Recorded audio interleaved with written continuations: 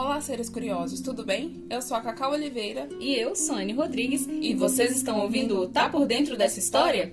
Começaremos hoje uma série super legal que vai falar sobre os mitos por trás dos signos do zodíaco. A ideia é que sejam 12 episódios, já que são 12 signos, a não ser que tenha algum episódio bônus e afins. Sim, a previsão é de que seja um episódio para cada signo, porém pode ser que haja alguma coisa mais pra frente. Mas se houver, vamos comunicar a vocês. Antes de começarmos essa tão esperada série, pelo menos por nós, vamos deixar claro que nem eu, nem a Cacau somos astrólogas ou algo assim. Como dissemos antes, somos apenas dois seres super curiosos que gostam dos mais diversos assuntos. Exatamente. Gostamos de acompanhar o horóscopo, tarôs, ler os mais variados e complexos assuntos do campo da astrologia, mas nenhuma de nós tem qualquer tipo de formação na área. Claro que, como dissemos no primeiro episódio, buscamos fundamentar nossas pesquisas nas fontes mais confiáveis possíveis.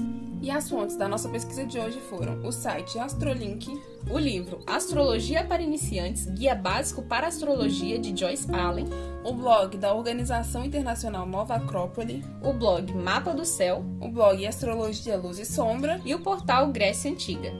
Bom, depois de todos esses avisos, como primeiro signo na ordem do horóscopo, esse primeiro episódio vai ser destinado ao signo de Áries. Temos algum ariano de plantão aí? Se tiver, esse episódio é nossa homenagem para você. E para os outros, aguardem os mitos dos seus próprios signos. Mas fiquem aqui para ouvir sobre os signos dos coleguinhas. Então, sem mais delongas, bora começar! Só para dar uma pequena introdução, existem 12 signos solares diferentes, que são determinados pela posição do Sol no momento em que uma pessoa nasce. Por exemplo, no caso de Áries, as pessoas que nasceram entre 21 de março e 20 de abril tinham o Sol posicionado sobre essa constelação. Um ponto interessante a ressaltar é que as datas podem sofrer alterações de um ano para o outro, porque o ciclo de transição do Sol pode acontecer mais cedo ou mais tarde. Por isso é importante que cada pessoa faça seu tão famoso mapa astral, de preferência com a hora de nascimento bem especificada, porque minutos podem fazer diferença, principalmente no período final e inicial de um signo. Enfim, para o signo de Áries, o planeta regente é Marte. Seu elemento é fogo e os pontos fortes dos nativos desse signo é que eles são superativos, confiantes, aventureiros e corajosos. Já o lado negativo é que eles tendem a ser impacientes, mal-humorados, impulsivos e egocêntricos. Áries é a primeira constelação do zodíaco e para os astrônomos gregos era considerada muito importante, porque marca o início do período equinocial de março. Para quem não sabe, o equinócio é um fenômeno astronômico que indica o início do outono e da primavera, e acontece nos meses de março e setembro. Em março, ele inicia o outono no hemisfério sul e a primavera no hemisfério norte. Já em setembro é o contrário. Inclusive, uma curiosidade é que esse evento astronômico era tão importante que os assírios sacrificavam um carneiro para honrar o equinócio. Bom, sobre o mito da constelação de Áries, a primeira referência que temos é do astrônomo e poeta Eratóstenes, segundo a Organização Internacional Nova Acrópole. A título de informação, é bom citarmos que Eratóstenes também foi um matemático, geógrafo e bibliotecário. A galera tinha várias profissões antigamente. Então, esse nosso astrônomo com multifunções relacionava a constelação de Áries com o mito do velo de ouro ou tosão de ouro, que traz a história de Frixos, que foi contada por alguns poetas como Píndaro, Eurípides ou Apolônio de Rodas. Começando bem no iniciozinho dessa história, Átamas, ou Atamente, que era o rei de Orcomeno, na Beócia, foi ordenado pela deusa Hera a se casar com Néfili, uma ninfa que era a personificação da nuvem. Dessa união super voluntária, diga-se de passagem, nasceram duas crianças, o casal Frixos e El. Porém, como nem tudo são flores, Átamas não estava muito satisfeito com esse casamento, já que foi obrigado a ele. Então, o rei acabou se apaixonando por Ino. Algumas versões contam que ele já era apaixonado por ela antes de se casar com Néfili. Ino era a filha de um lendário herói grego chamado Cadmo e de Harmonia, a deusa da paz, da harmonia e da concórdia, que era filha de Afrodite e Ares. Bom, acabou que Átamas se separou de Néfili, sua primeira esposa, e se casou com Ino. Desse segundo casamento nasceram mais 2 filhos, Learco e Melicertes. Depois dessa união, Frixos e El foram morar junto com seu pai, sua madrasta e seus meio-irmãos.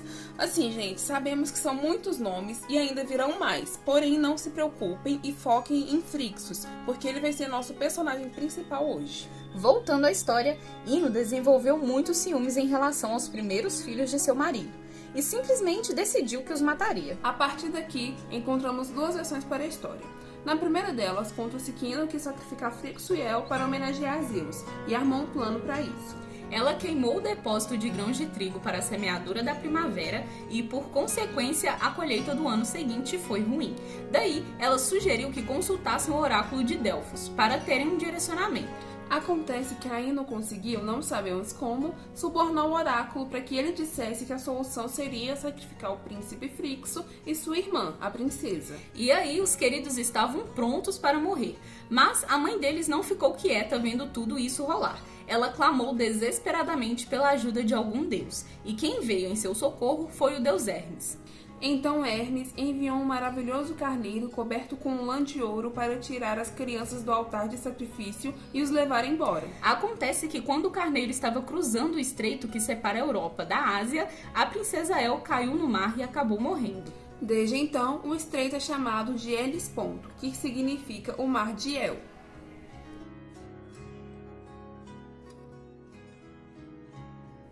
Frixo seguiu com o carneiro até a cidade de Cólquida, que era governada por Aítes, filho de Hélio, deus do sol, e da Oceane de Pérsia. O rei Aítes tinha uma filha chamada Calcíope, e ela foi dada a Frixus como esposa. Como forma de agradecer, Frixus sacrificou o carneiro a Zeus e presenteou ao rei Aítes com um velo de ouro. O rei, então, consagrou a lã ao deus Ares e guardou ela numa caverna sagrada onde residia um dragão, filho de Tifon. Em outras fontes, não era uma caverna sagrada, mas sim um bosque sagrado, e o velo foi pinturado em um carvalho que era protegido pelo dragão. Nesse ponto, a história de Frixus e do rei Aítes se relaciona com os argonautas, que, liderados por Jasão, acabam capturando o Tosão de Ouro anos depois. É importante dizer que o velo de ouro era considerado como garantia de poder e prosperidade. Já na segunda versão do mito, o carneiro era um animal imortal que Néfele, mãe de Frixus e El, deu de presente para os filhos. Então não houve a interferência de Hermes durante a fuga deles. E nessa mesma narrativa, quando Frixus dá o velo de ouro para Aítes, o carneiro ascende aos céus como uma brilhante constelação. Bom, galera, esse é o mito grego para a origem da constelação de Áries. Esperamos muito que vocês tenham gostado da história. Eu, particularmente, achei meio agressiva a postura da Ino em relação aos enteados, mas a atitude do carneiro em salvar eles reflete a personalidade dos arianos, de ter uma posição ativa diante dos problemas. O que você acha, Anne? Concordo com o que disse em relação a Ino. Foi grotesca a forma dela de homenagear Zeus, mas a segunda versão me agradou mais justamente pela atitude de salvar os dois partir do carneiro, que é símbolo do signo de Áries. Para finalizar o primeiro episódio dessa série, vamos contar aqui sobre algumas curiosidades relacionadas ao signo de Áries. Primeiramente, Áries está fortemente relacionado com o impulso de começar algo. Seja a força que uma semente usa ao nascer, a força que uma criança usa para dar o primeiro choro, ou até mesmo aquele pontapé inicial em algum projeto. E falando em impulso, uma outra curiosidade é que Áries faz parte do grupo de signos cardinais, juntamente com Libra, Câncer e Capricórnio. A qualidade cardinal confere a esses signos o ímpeto da iniciação, o poder do início da temporada. São signos direcionados à ação e ao progresso. Falando nisso, entre setembro e novembro de 2024, termina o ciclo da influência de Plutão sobre os signos cardinais. A transição de Plutão entre os signos traz fortes mudanças e transformações, dando a oportunidade aos nativos deste signo de fechar ou iniciar ciclos. Para finalizarmos, cada signo possui um lado sombra, uma parte meio oposta à sua própria essência. Ressaltando que esse lado sombra não é uma coisa ruim, apenas quer dizer que é uma parte da personalidade do signo que se expressa fora da sua zona de conforto. Para Áries, o signo sombra é Libra e vice-versa. O que pode atribuir ao signo de Áries uma atitude racional que não é nada comum aos nativos de fogo. Além de uma tendência a se comportar de maneira infantil em relacionamentos amorosos quando precisam agir de maneira menos individualista. É isso então, seres curiosos. Contem pra gente qual versão vocês acharam mais legal. Se foi com Hermes tomando partido na confusão, ou se foi com o carneiro sendo um presente para Frixo e El. Agora, gostaríamos de lembrar que o nosso próximo mito, seguindo aqui a ordem do zodíaco, será sobre o signo de Touro. Então, para o nosso grupo de taurinos curiosos, fiquem ligados na programação. E para os nativos dos outros signos, aguardem pacientemente, sua hora vai chegar. Continuem mandando mensagem no e-mail, tá por dentro dessa história@gmail.com, ou então nos sigam no Instagram e mandem um direct no @dentro_da história. Um abraço enorme e até o próximo episódio. Esse episódio foi gravado por Carolina Oliveira e Flaviane Rodrigues. Roteirizado por Carolina Oliveira. Editado por Flaviane Rodrigues. E as artes do episódio foram feitas por Carolina Oliveira e Flaviane Rodrigues.